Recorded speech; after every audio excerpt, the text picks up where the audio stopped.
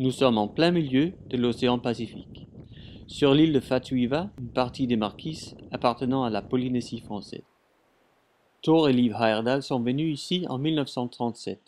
Thor Heyerdahl a fait de nombreuses découvertes archéologiques.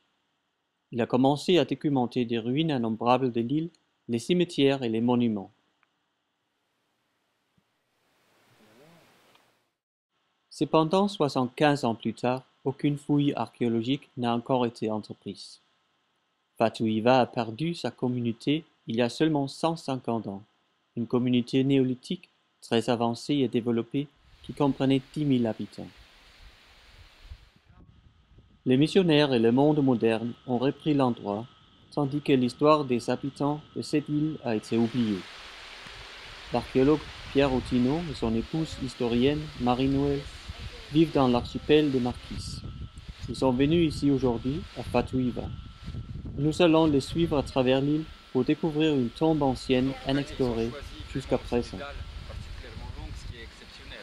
C'est pas déjà les païpaïs sur lesquels ils ont prélevés et faisaient partie des païpaïs les plus prestigieux. Et d'autant plus que l'autre, la dalle est aussi longue et porte des tikis.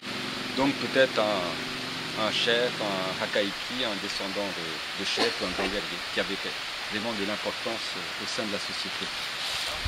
Donc les structures, je ne les avais pas franchement étudiées. Et maintenant, même l'étude ne débute pas, mais il faut en relever une cinquantaine, une centaine. Lorsqu'on ne connaît pas les choses, on voit une sépulture, on dit « oh, ils sont tous pareils ». Mais en fait, quand on les regarde bien, ils sont tous différents. Parce qu'il y a énormément, il y a quasiment tout à faire, même s'il y a des sites qui sont inventoriés, c'est rien par rapport à la quantité de sites qu'il reste à découvrir, à inventorier, à noter. Et puis tout dépend du type de travail que l'on veut faire. On peut les pointer au GPS, une structure, une, deux, 3, 4, 5, 6, 7. Mais après, évidemment, il faut voir comment elle s'organise, à quoi ça correspond. Pourquoi elle est là aussi, non seulement la forme. Est-ce que c'est une structure intacte? Il y a des dalles de képi plutôt qu'elles proviennent d'une autre structure antérieure plus ancienne qui a été partiellement démontée et réutilisée pour ça. Donc on voit aussi toute l'évolution. Là, c'est jusqu'à l'époque actuelle. Ailleurs, quasiment partout dans le monde, d'abord, il y a des archéologues du pays, ce qui, on peut dire que ce n'est pas encore le cas, bien qu'il y en ait quelques-uns, mais très très peu. À l'échelle de la Polynésie française, ils sont tous basés, la plupart, faute de moyens, faute de personnes, sur Tahiti. Donc ils interviennent sur les îles proches de Tahiti. Ici, les Marquises, 1400, 1500 km. Donc il faudrait qu'il y ait des relais d'archéologues, par exemple, de guides du patrimoine, de la nature, sur les archipels. Parce que ça couvre un territoire comme l'Europe. Vous imaginez, tout serait basé à Paris et il y aurait, disons, 3 archéologues à Paris pour s'occuper d'aller jusqu'en Finlande, l'Espagne et l'Italie. Je pense que c'est maintenant qu'ils doivent faire des choix, prendre des décisions importantes. Oui. Parce que maintenant, il y a beaucoup plus de moyens importants pour faire des aménagements. Beaucoup de choses s'abîment très vite aussi avec le climat depuis un moment. Mais là, ça augmente puisque ça fait de plus en plus longtemps que ça n'a pas été entretenu. Là, c'est vraiment un tournant. Il faut faire un choix. Nous allons revenir en 5 ans et on va avoir une beau registration de tous les sites en Fatuhiva. C'est impossible, ça fait 20 ans qu'on se bat pour que ce soit... Alors ce serait un miracle.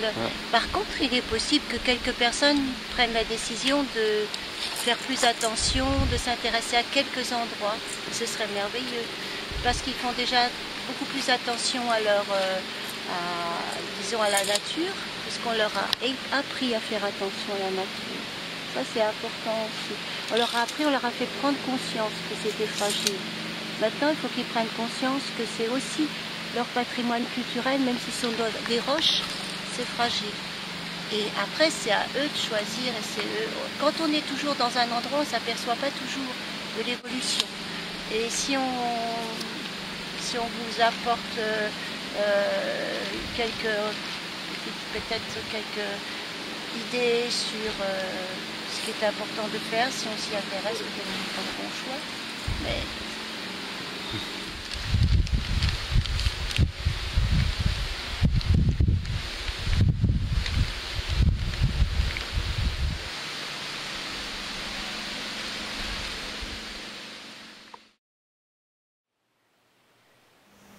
sans doute un des plus beaux pétroglyphes des marquis.